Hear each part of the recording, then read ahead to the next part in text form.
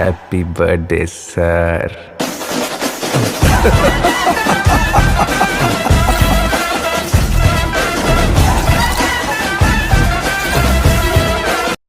నీకంటూ ఒక టైం వస్తుందిరా, అందాక మూసుకుని వెయిట్ చేయి అన్నారు. ఇప్పుడు మన కథ ఆ మాట చెప్పిన ఆ తరం వాళ్ళ గురించో, ఆ మాటని మార్చిన ఈ తరం వాళ్ళ గురించో కాదు. అప్పటి నుండి ఇప్పటిదాకా ఏ తరం వాడైనా కళ్ళు కాయలు కాసేలా ఎదురు చూసే ఆ ఒక్క రోజు గురించి.